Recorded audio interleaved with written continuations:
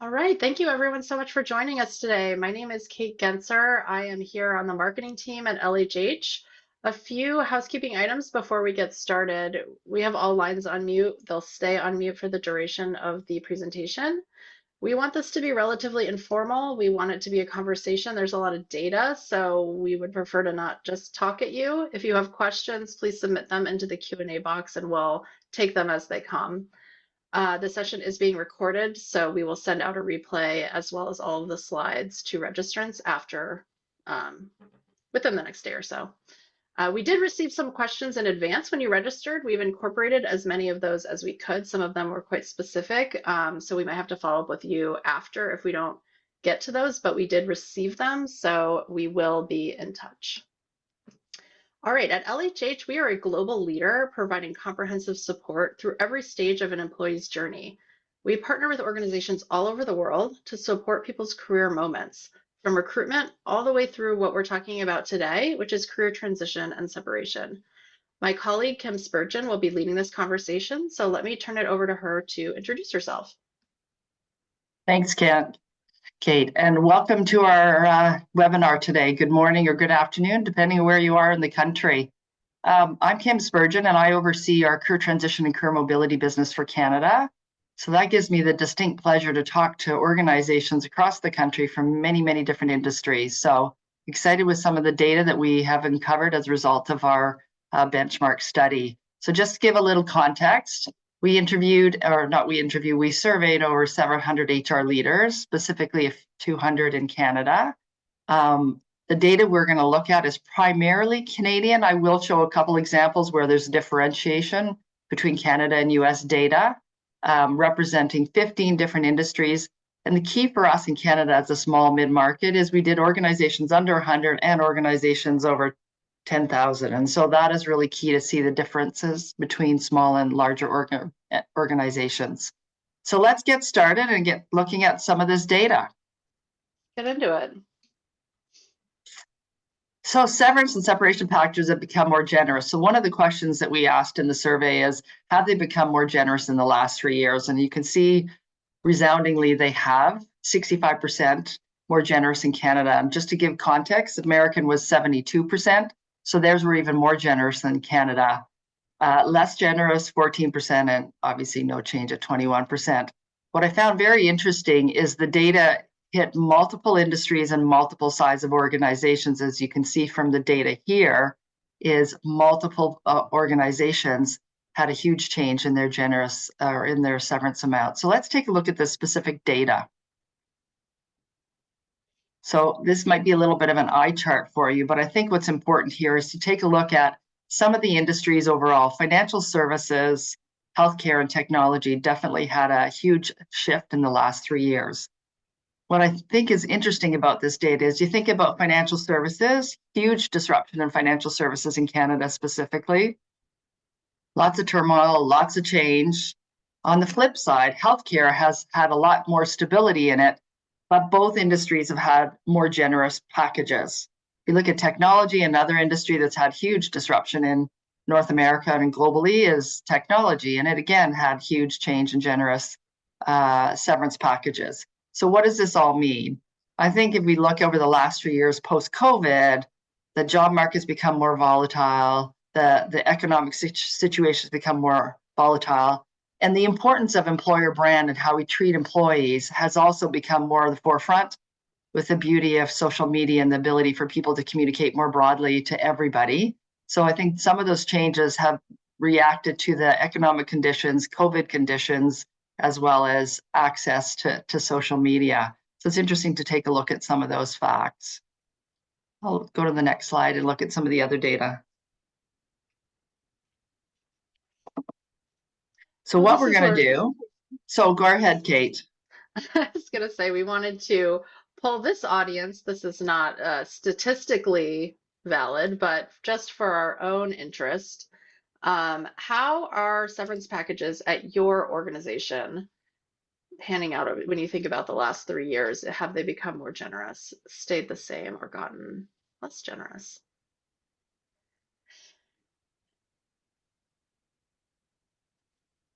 And it's looking, I haven't shared the poll yet because I can't do that until I end it, but it's looking so far like most have stayed the same. All right, we have a good quorum here. Let me share the results. So yeah, we have the majority staying the same on this call. Interesting. So that's a different data point than what we saw in the survey. Interesting. One of the data points that I didn't cover from the last slide is even private and public and not-for-profit all showed more generous severance packages. So sometimes we look at not-for-profit as not able from a financial perspective to be able to provide more generous than they did as well. So this is interesting data to see that yours is obviously different, or this group of HR professionals are definitely different. So interesting data. Let's see where the rest of those polls take us through the rest of this webinar. So now we're going to take a look a little bit around the formalization and documentation of severances. I think in the past, it's been a little bit more ad hoc in organizations.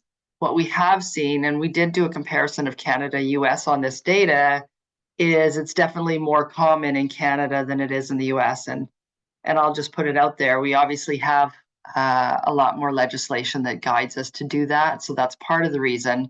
But I think part of what's happening is the huge anxiety and the changes in the labor market with individual employees being impacted. People want to reduce that litigation and risk by being really clearly articulating what are those severance policies, how are they documented, and creating consistency across the organization, not necessarily by level, but consistency across divisions and business units within the organization. So it's interesting to look at it from the whole package perspective and the whole organization that we're seeing some of those differences in the organization. But 90% of organizations have reviewed their policies in the last few years. That's pretty significant. And I think part of that, again, back to the changes in the labor market and how do we need to be supportive of the individuals being impacted. So how is severance determined? So this is an interesting data point, I think, to take a look at. We obviously have in Canada labor law, employment law, employee requirements, common law that impact some of this data. But if you look at the largest component was by position level and years of service at 36%, and age, length of service, level, ability to find new work as 25%.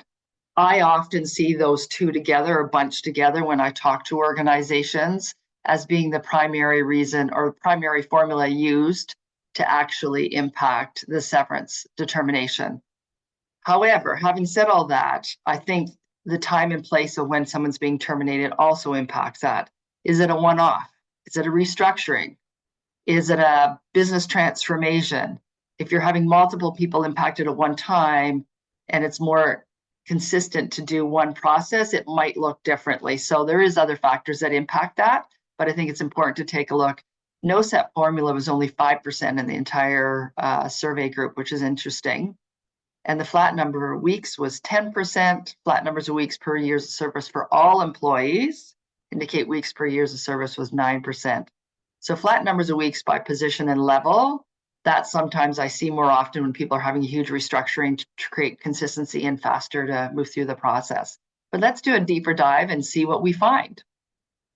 So severance by level, no surprise, CEO at the top of the house, 18 weeks of service per year of service with the organization. As you can see, as you go down in the levels, the amount of weeks become less. Exempt was still 10 weeks per week. 10 weeks per year of service. So that's still significantly higher than we've seen in the last several years. And again, back to what's happening with the labor market, I do find organizations are much more concerned about the well-being of their individuals and truly finding another job post restructuring or post notification.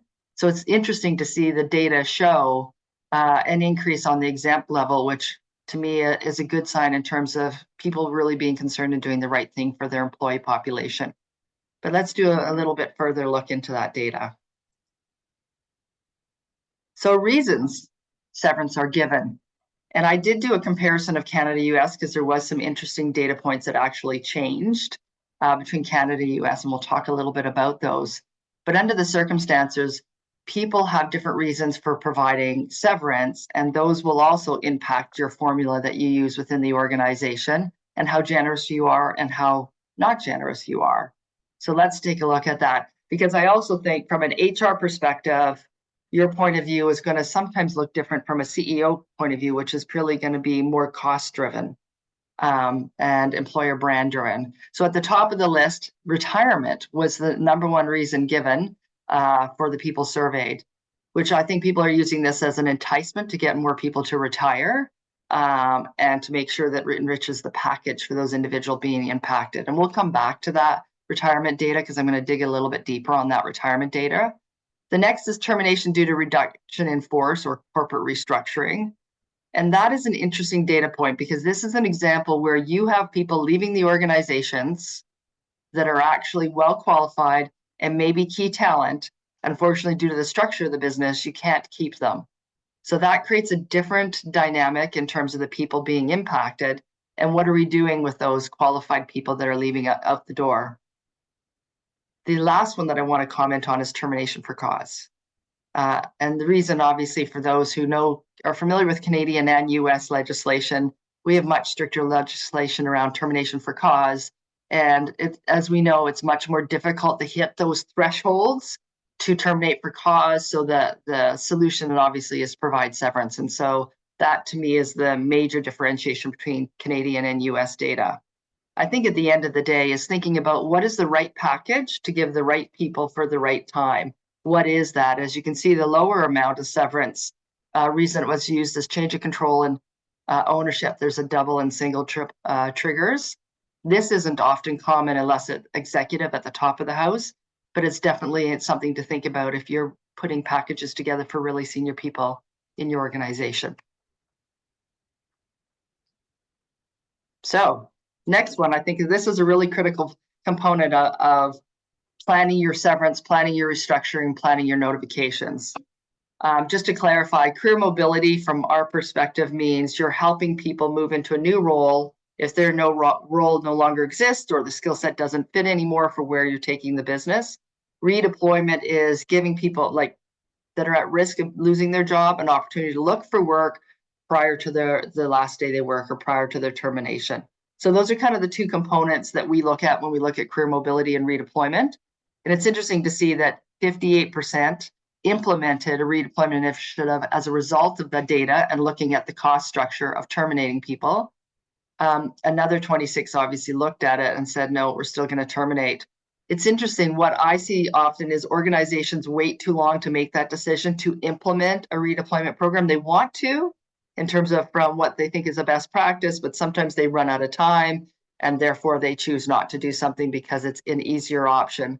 What we're seeing from a change over the last 3 years from an employer brand perspective is organizations truly want to help people mitigate some of the risk on retaining key talent and moving them in the organization and keeping them engaged.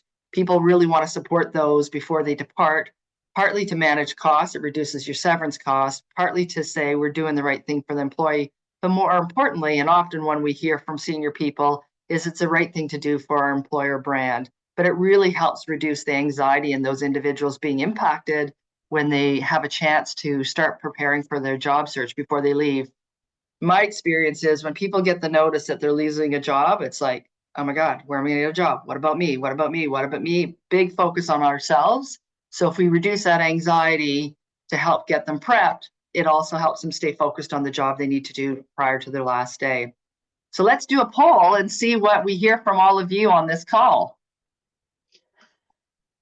Yeah, we wanted to ask folks how it's working if you've implemented redeployment mobility. I think what we've seen is a big variation in what we're calling mobility. So in some organizations we've talked to, they have completely revamped their mobility and have KPIs around making sure high performers move on to the next role for them. It is built into their culture. Other organizations send an email with open roles or put some learning modules on SharePoint, and that's their mobility program. So what we want to get to is if you're doing this, is it achieving its goal? Is it working for you based on what you set out to do? Still changing. Mm-hmm. That's a pretty good quorum. All right, we'll share the results. So 49% said we aren't doing redeployment, and 40% somewhat it needs improvement. And hopefully you get some little tips or ideas on the call today and some of what we're finding in some of the survey data that might be useful for you to take a look at.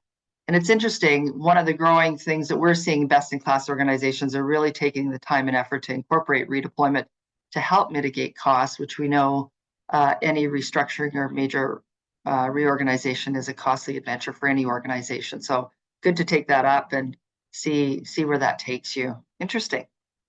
Thanks, Kate. So let's take a look at voluntary reductions and retirements by level. We do have a hand up by Carolyn. Oh, Miss Carolyn. Nice to hear from Carolyn. Now, can she talk or does she have to put it in the Q&A? It would be great if she could put it in the Q&A. Okay. So maybe put it in there, Carolyn, if you want a response before we move on. If not, I can come back to and do Q&A at the end. But I don't see her putting the question in yet. So maybe she's going to do it at the end. Okay. So voluntary reductions, retirements by level. This is an interesting data point. I would say 10 years ago, you wouldn't probably do voluntary reductions unless senior people that you really wanted to support and get them to reduce your work cost. As you can see now, it's from CEO all the way down to the exempt employees, which is a huge shift. And what we're seeing is, I think organizations doing this as strategic workforce management to manage costs and reduce their workforce when they need to through an M&A is primarily the time that we see a lot of that, and a major transformation. We all see that. Which I also see is interesting is organizations that are choosing to do it, they have way higher uptake than they anticipated. So I think sometimes people don't realize the benefit goes both ways for the individual and the organization, but the increase in voluntary retirements and reductions going across the entire organization is definitely a shift we've seen in the last 3 years. So very interesting data to take a look at. Okay, we have that question, and it was further clarification about whether the question was related to internal redeployment or transition counseling support for external redeployment. My interpretation is internal, right? So internal redeployment or redeployment, in how I defined it, is helping people at risk that are losing their job because you're downsizing, and you help them provide them job search support prior to leaving. But that redeployment isn't necessarily to find another job internally. It might be just to help them start their external job search before they leave. I find that is much more common than redeployment. And a lot of organizations do it internally to help them find something internally, but I often find by the time they get to that redeployment stage, they've already done a search of their data banks about roles that are open and haven't found a role. In theory, it's good to help them find something internally, but in reality, I find that the numbers and percentages are very low. So hopefully I answered your question, Carolyn. Okay, let's take a look at the severance packages are written in stone. And I think this is an interesting question to think about. If you think, I think a lot of impact employees often thought it was pretty written in stone, but obviously from these results, it's showing that it's definitely negotiable. The key, I think, for me that I hear for organization is that big depends. Depends on your level, depends on what the situation is, why are you leaving? It depends if multiple people are leaving at the same time. Much less negotiable if it's a large restructuring, because if one gets negotiation, the next one does, and the next one does, and the next one does. So often, I think all of those factors play a role in it. I think what's key is the sense of flexibility is much more the norm than an exception. And so that to me is the biggest change. It's becoming much more common.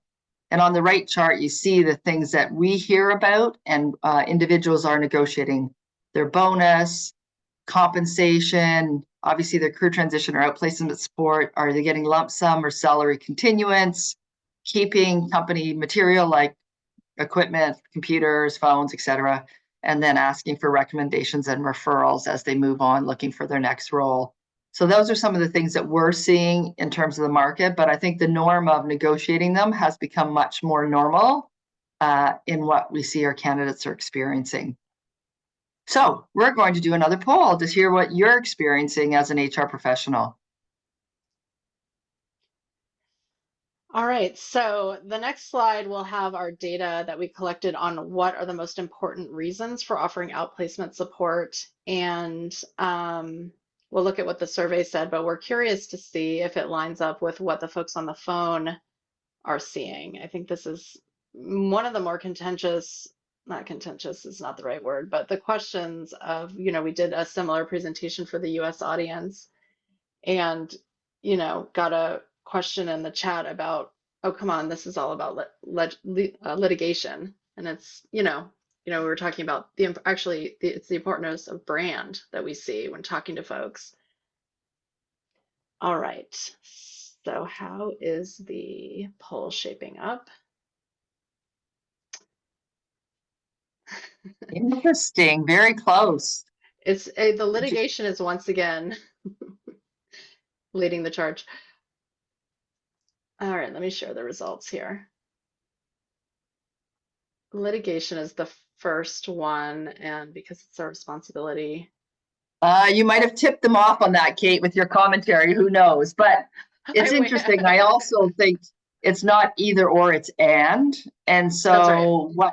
what I'm actually seeing with individuals, obviously minimize litigation is part of daily practice of running any business. So we would be remiss not to say that is critical in running any business, is to minimize any legal litigation that comes against an organization. So put that in a box to say that's table stakes. I think what's more important is, because it's our responsibility to take care of individuals that are employees, partly for two reasons. One, I think the anxiety level of candidates have skyrocketed post-COVID, partly because there's more opportunity to work from home, partly because there was so much scare around well-being, partly bigger focus on mental wellness as a result of what happened during COVID.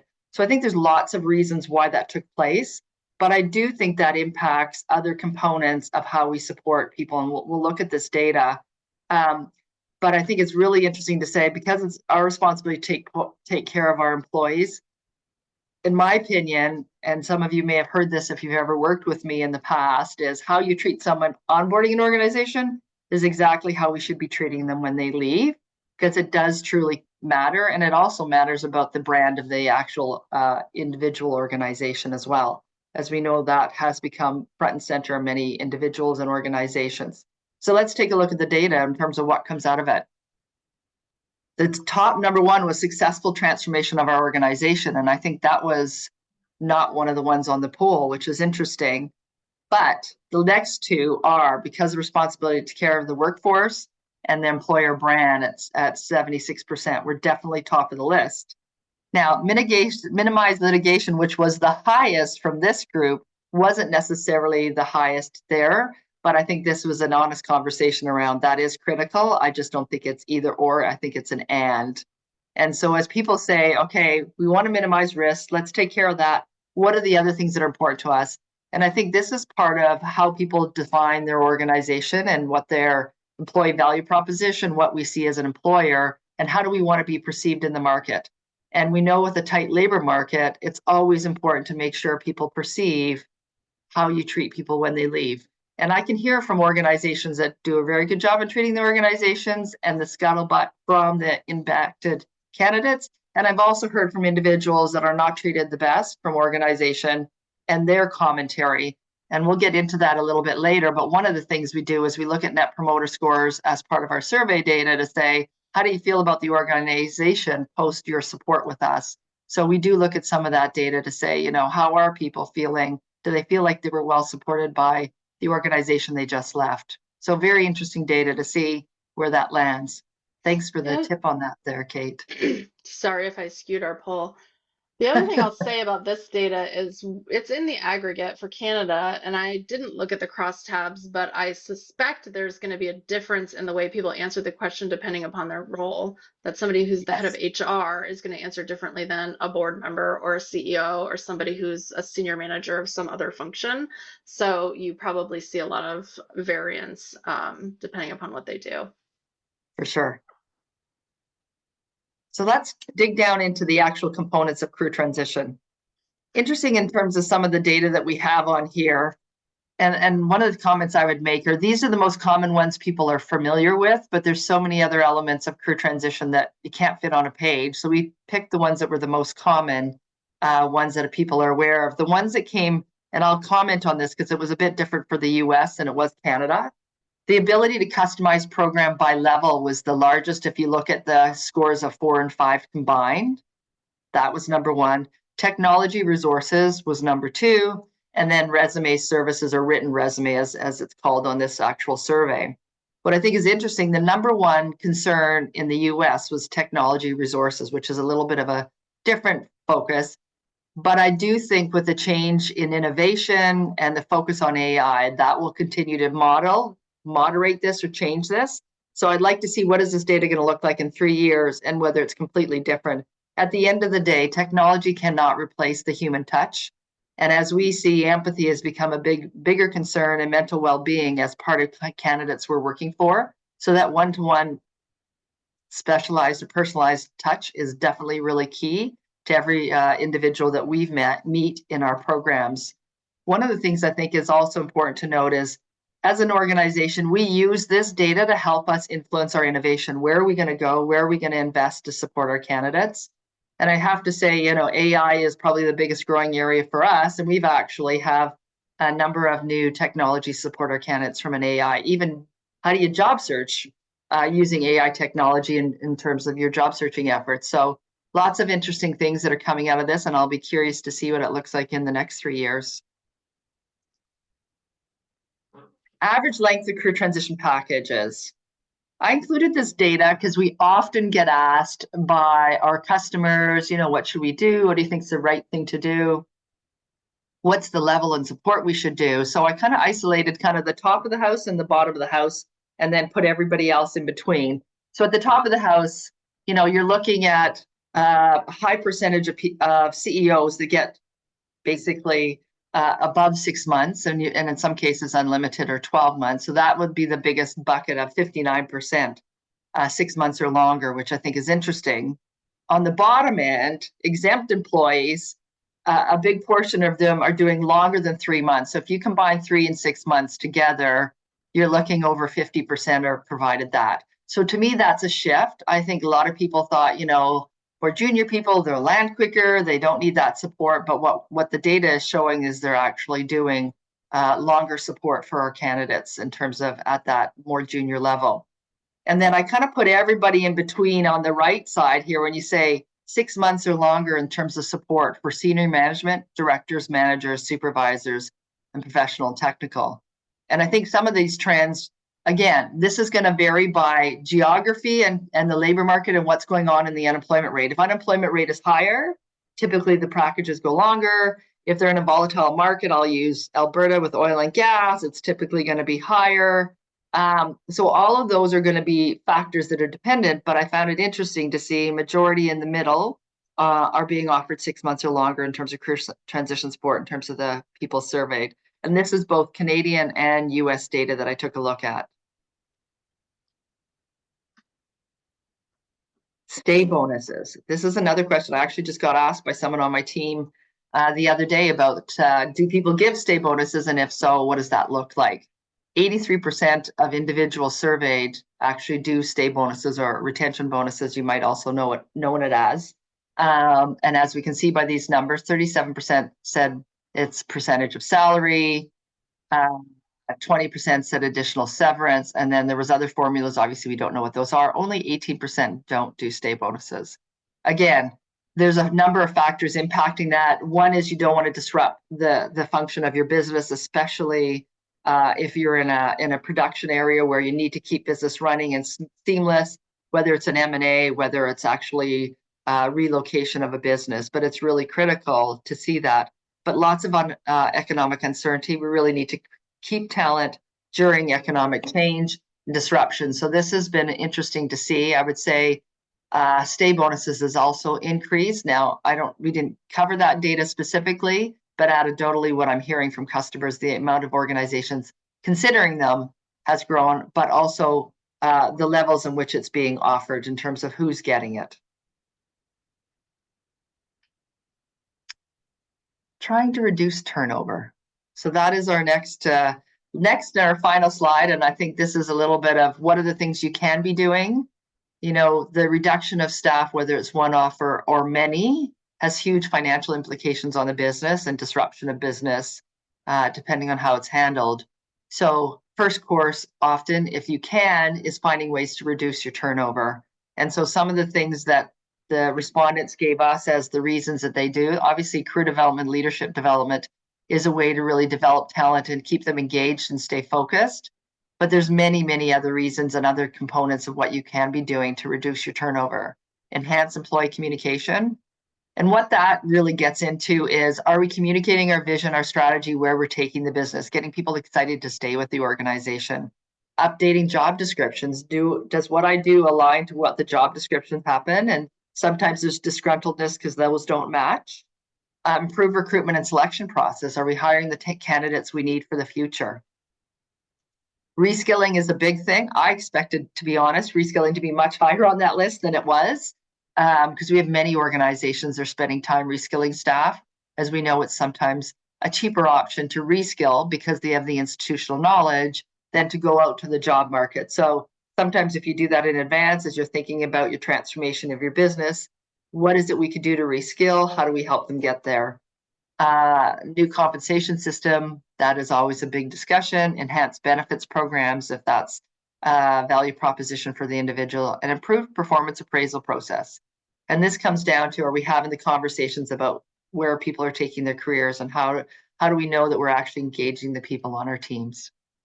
So that is our final slide, and I will turn it back over to Kate, and we'll open it up for some Q&A that might be popping into the Q&A section of the Zoom call. Yeah. Over to you, Kate. Go ahead and submit questions. I have the QR code for the full report. This is a 180-page report. There's tons of data. It gets really granular. So if you want to see more of it, you can download it here, or I'll send it a link in the follow-up communication that I send out. Okay, so we have somebody really just validating what you were saying about the reasons for offering severance. It's a combination of reducing litigation, having a strong brand, and lessening the impact employees to land other roles. So yeah, that aligns with what we were talking about. Do you know, I don't think we asked this question in the survey, but are employers offering less generous packages in the event of voluntary scenarios? Interesting. I would have thought yes, but from some of the big corporations that we've been working with, they're just as generous to entice them to leave. I'll give a couple examples of two global organizations where they actually had a voluntary reduction and they had way bigger uptake than they expected. So they kind of had to halt the program because they had way more people take it. So we're not actually seeing those voluntary reductions having a smaller severance. Anecdotally, we didn't survey that particular thing, but we're not actually seeing it with smaller packages. Okay, and then somebody's asking the question about on one of the slides of why severance is offered. We had death as an option. How does that work? If an employee dies, how does that work? Well, and I'm not an employment lawyer, so I can't say what the employment obligation is, but I think there's legislation that indicates your beneficiaries would be getting some kind of package attached to that. But again, I'm not a lawyer, and that also might have been driven out of the US, Kate, than it was a Canadian response. Okay, that's fair. I suspect this is going to be a it depends answer, but is there a best practice if severance should be paid as a lump sum or salary continuance? My quick answer is they're both being chosen, but it depends on why you're doing it. So lump sum obviously allows the organization to say, here's your money and you're gone. Good luck and hope for the best.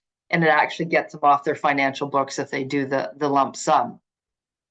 However, the salary continuance often is attached to salary contingents until they land an additional role.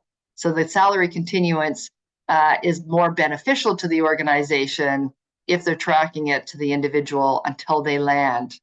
However, I will tell you what happens in theory versus practice doesn't always match. The theory is they'll land quicker, we'll save money, and they'll be off our books. What ends up happening is people delay job search because they don't want to give up a penny that they earned in their severance. So the intention versus how people in practicality implement it don't always match. So I don't know if I answered. I don't think it's an either or. It's depending on why you're giving lump sum versus salary continuance. Okay, follow-up related question. We're not we're not lawyers. We're not employment lawyers. This is like the disclaimer at the beginning. This is not financial advice. Do you see more organizations doing lump sum versus salary continuance? Like what on We just average did that is? one. Yeah, we Yeah, just no, covered this that. is a follow-up of like I think the other one Okay. was like what are the circumstances of each? Like what do we actually see based on working with our clients that most people do? Oh, it's interesting. We're seeing both. We're not seeing one over the other. If I look through all of our customers, we're seeing both are doing, again, depending on the situation. Is it because it's an organization going through M&A? Is it a company that's actually in financial constraints? Why is the rationale? Or is it a one-off? So all of those factors determine whether they're going to do a lump sum or salary continuance. Hmm, We okay. actually should ask that in our next survey because it is a good question to see what the survey data would say, what people are choosing over one over the other. Yeah, and I think this next question is probably another one of those that we don't have data on, but here it goes. What are the stats on companies offering outplacement when employees are due to retire? What are the best practices? So interesting, well, I'll use us as an example or our organization as a career transition firm. We actually have a journey that our candidates can go through as part of their career transition. And here's why. Retirement doesn't look the same as it does today as it did 20 years ago. People aren't retiring to play golf and eat bonbons. People are actually having a purpose and wanting to do something with their life, even if it's part-time. People are also choosing to retire younger, so they have choices of things they'd like to do. So often it might be volunteer work, it might be board work, it might be a little bit of community work. What is that? And so often part of your retirement planning is, what is the purpose that I want to focus on? What does that mean for me and my spouse if I have a significant other? How are we going to work through it? So part of your retirement support from us, if you're going through career transition, would be what's financial implication, what's the social, what's the connection piece, that it's kind of your whole picture of you as an individual. But you can pick a retirement journey if you select that as part of your support with career transition. So as a best practice, supporting people at the end of their career is just as important as supporting people at the beginning of the career. My recommendation would be I would offer it to them. And in some instances, I think they become ambassador of your organization when they leave, in terms of how you treat them as well, those retirees. All right, next question about stay bonuses for a point of clarification. Who receives the bonus if the people's roles have been eliminated? Okay, just to clarify, the stay bonuses only happens if there's a working notice, meaning you don't get a stay bonus if I've asked you to leave today. It's when we're having a working notice, or we're having, say, I'll use an example, a manufacturing plant is closing a plant in 3 months, and I need you to stick around for 3 months for seamless operation or transitioning that work to another location. So it's purely during working notice that a stay or retention bonus is being offered. It is not given once somebody's actually left the organization. So hopefully I clarified that. Yes. You mentioned the bit part of career transition is technology resources. What does that mean specifically? Let me go back to that slide because here we go. I think we're talking about anything of So technology resources here. So that was kind of a big bucket to say, what are those technology, like, is technology important as part of a job search? And I would say hands down, yes. And part of the reason I think it is important is as you think about how people find work today, it is through technology. If you think about often people are interviewed through Teams or Zoom, it is technology.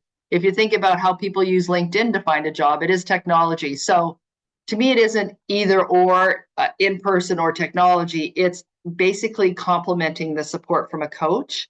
And there's so many things you can do. And the beauty of technology is it gives them 24/7 access, and you can access things from around the world. If you're a night person and you want to participate in something that's happening, a webinar in Europe, it allows you to access it 24/7. And for some people, that helps reduce the anxiety that they have access to tools and technology, whether it's research tools. We have a whole component on reskilling courses that are involved in our technology that for some people, that's part of their how do I reinvent myself? I'm going to take some project management, get my certification, and go get a new job in project management.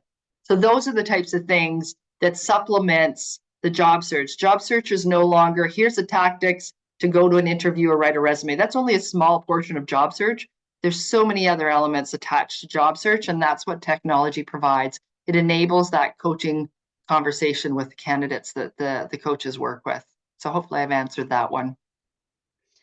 Another one on stay bonus. Is the stay bonus in addition to severance? Correct, it is. If I say I need you to stay for the next 3 months to wind down this project, it's to get them to stay before they leave. And so they don't often get paid it to the day they leave to encourage the incentive to stay during that working notice period. All right, let's see. We have 2 minutes. One more question. How about this one? It's complicated. Is there any recourse for the employer if the employer is able to find roles in which the severed employee can consider, but the severed employee has chosen not to consider? So your Ooh. role's being eliminated. Here's another job you could do, and the person says, no, thanks. I am going to not answer that question because I think it's a legal question and You're there's going to legal jail. implications attached to it. So I am not going to answer that question. Sorry Fair. about the individual that asked it, but I would say an employment lawyer would be much better positioned to answer that question to you in terms of the legal obligation to that. All right. There are a lot of questions. Many of them are unfortunately asked anonymously, so we cannot follow up with you after the chat, but feel free to email us. We are happy to take these questions or pass them on to people on our team, but we are out of time for today. So thank you everyone so much for joining us. Thank you, Kim. What, you have 1 minute. What do you want to say? I have 1 minute. I was just going to say there is a person on this list that I actually know the answer to, and the person on it. So I'm going to respond to Fanny. Do you see organizations that have a retirement exit package as a standard offer or only during restructure initiative? Most organizations that we experience that have retirees, it's incorporated into their regular career transition support. It's not separated only during initiatives. It's because it's back to supporting them, all individuals, regardless of stage. So it isn't just specific to a large restructuring project. Thank you. I got one more done. Very efficient. All right. Thank you, everyone. We'll follow up with the recording and the materials. We appreciate you being here and have a great day. Thank you. Take care.